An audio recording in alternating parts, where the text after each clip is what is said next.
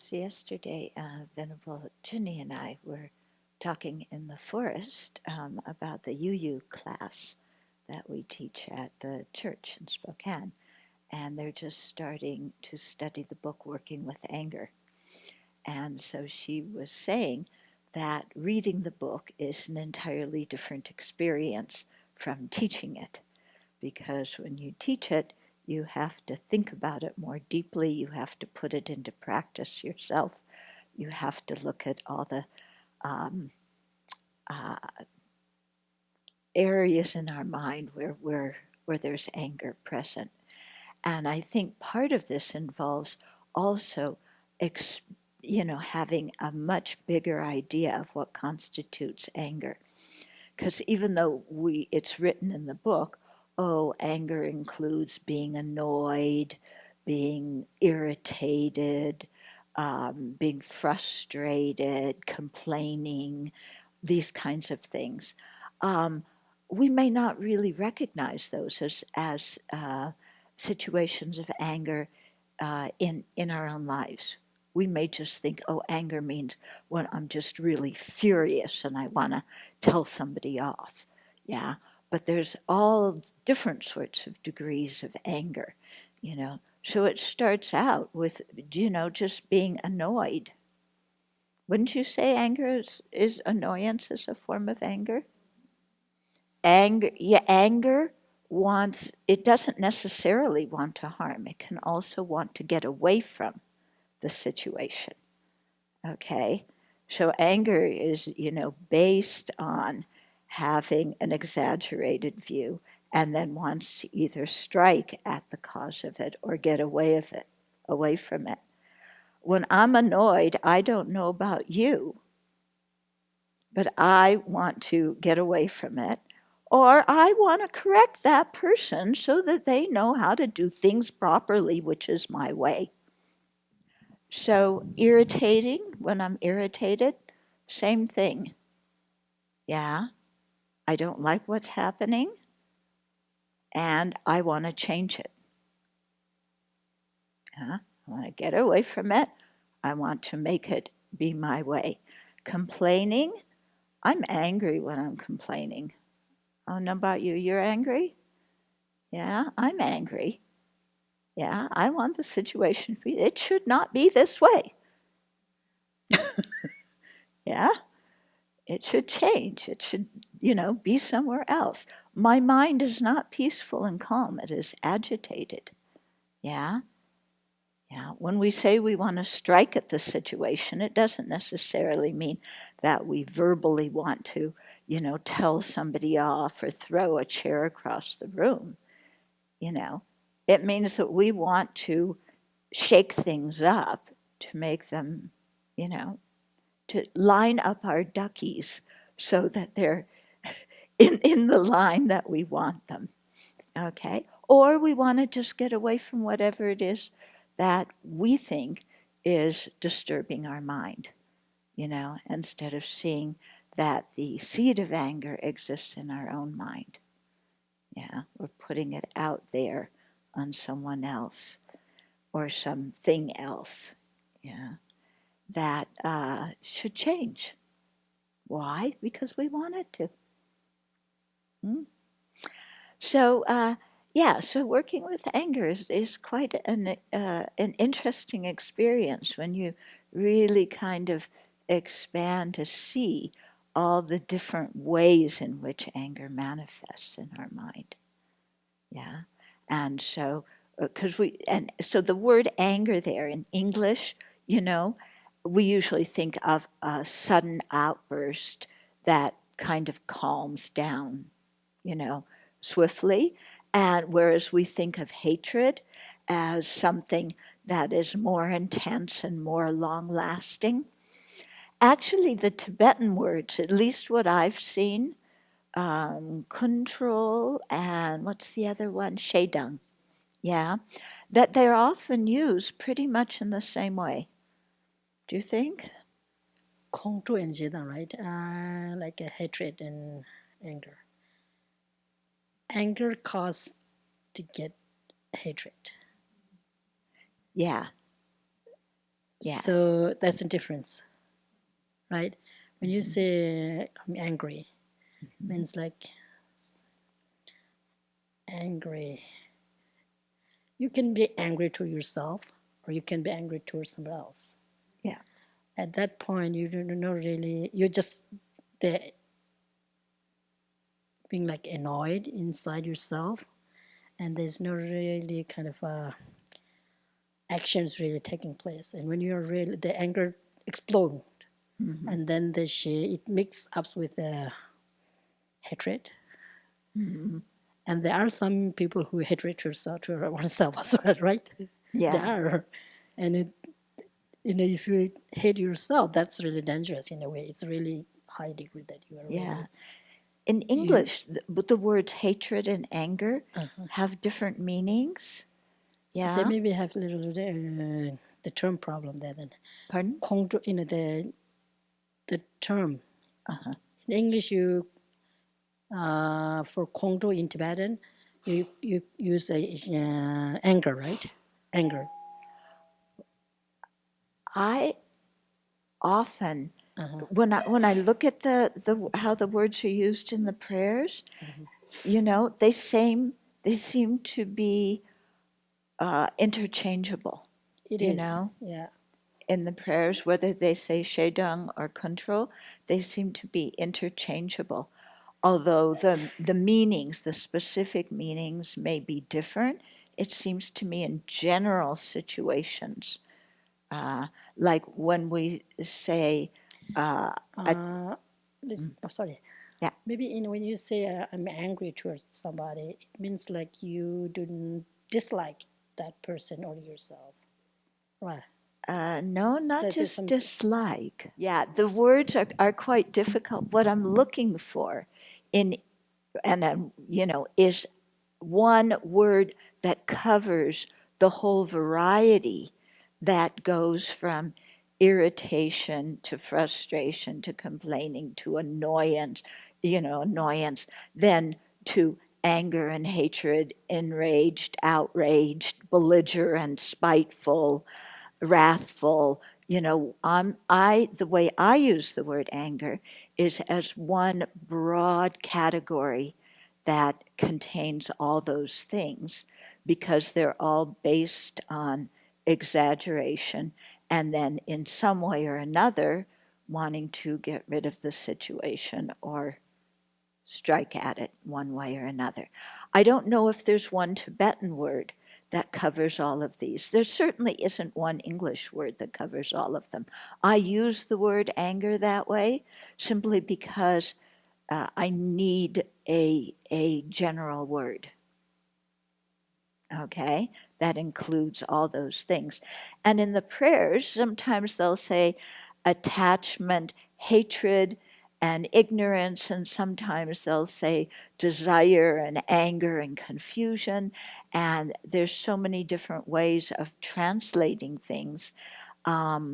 But usually when they have those three, it's usually referring, whether they use desire or lust or attachment, it's referring to a broad category.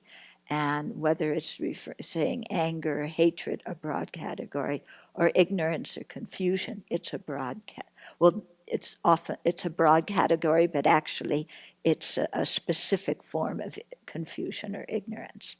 Yeah. So the words are tricky, I think, when you try to separate them out, And this also goes, for desire and lust, and attachment, very different. Yeah.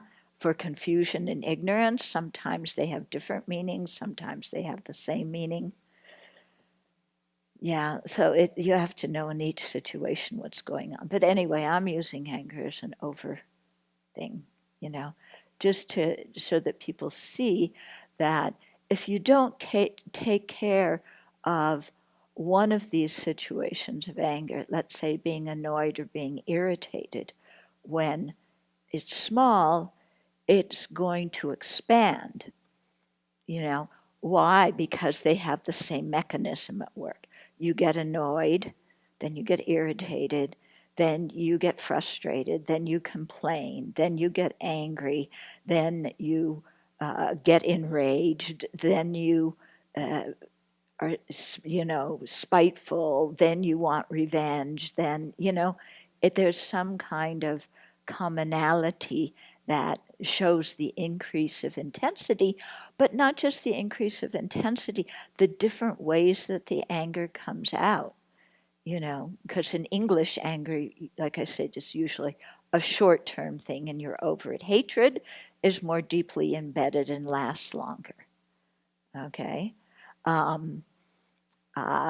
Being outraged or being enraged, yeah, those can last a long time, those can last a short time.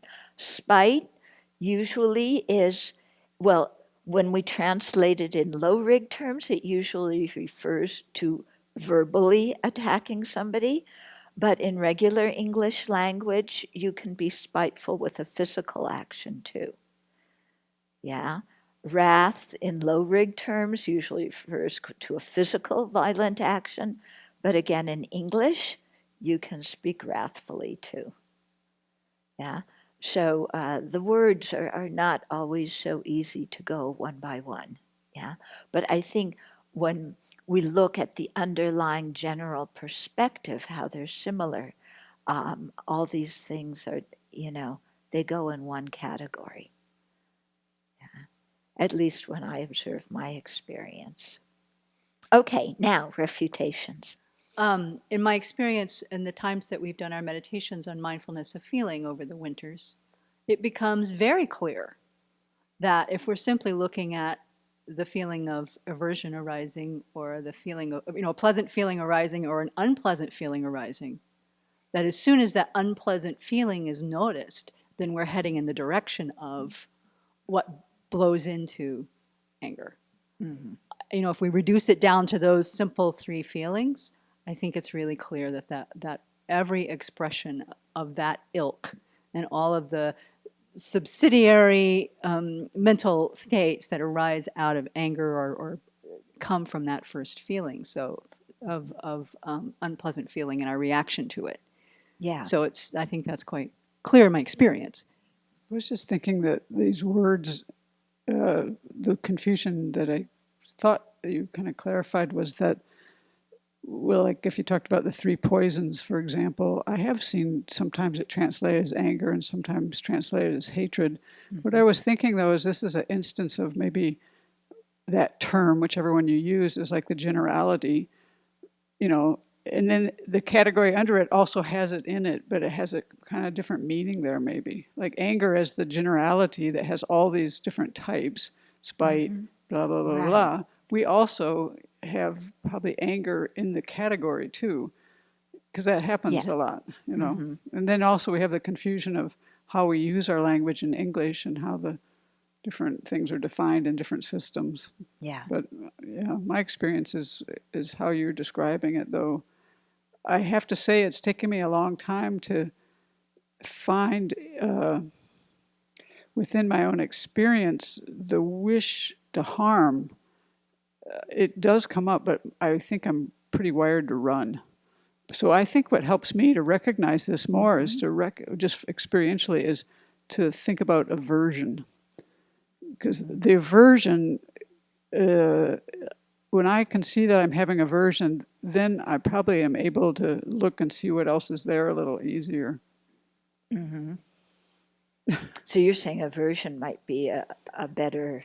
Just for me personally, uh-huh. It's been hard sometimes to want to recognize, I don't find myself to be very malicious. Mm-hmm. But I think from your instruction and from taking the time to really look and see what's going on, that it's kind of like, probably I'm mostly wanting to run, but I think that it's hard to admit to yourself or even see sometimes when you have a feeling of wanting to retaliate. That's, I think, hard to for me to even recognize. Yeah. But I don't really doubt that it's there, actually. Mm-hmm. Yeah, I think Am I going very to my dream often, world? I know for myself, I, for years, thought I didn't have a problem with anger because I didn't have any wish to harm. There was no wish to harm. And then finally I recognized, boy, I have a big problem with anger. Yeah, because I tend to go also. I was just going to say also how we're hardwired is if we go, I think, at least my own experience, if I go beyond annoyance, then my sympathetic nervous system turns on, and now I've got adrenaline. And when there's adrenaline, then I'm not using my higher functions very well. It's all reptile brain, and it's either fight or flight. And then that's when, you do things that you wish you hadn't. So whatever we call this, if we don't understand when we start feeling a little buzzy, when we start with the adrenaline just starting, if we don't nip it in the bud, it's going to play out. That's how we're hardwired. It's going to play out. I was thinking too, does it whether you thought anger underlies competitiveness? Because it's encouraged in society, but often I find I don't necessarily want to harm someone, but I want to win. And if you're in the way, I want to win. Yeah, and it's kind of scary to see how competitiveness is normalized, but when I look at it in my own mind, often it's driven by some kind of anger or jealous energy, which is related to anger. Okay, so you're saying anger or jealousy, and jealousy is kind of a subdivision of anger, that often propels competitiveness. Yeah, I think in some situations it can.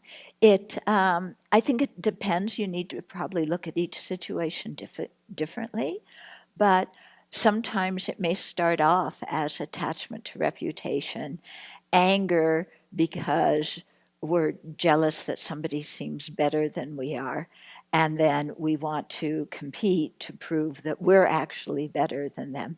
And so again, it's a thing of one afflictive mental factor giving rise to another, to another, to another. Yeah, in the same way you may start out with attachment, but it may go another direction to fear, and then from fear to anger or hostility or animosity. Yeah, it's a whole grab bag of variety of afflictions that mutually help each other. Okay.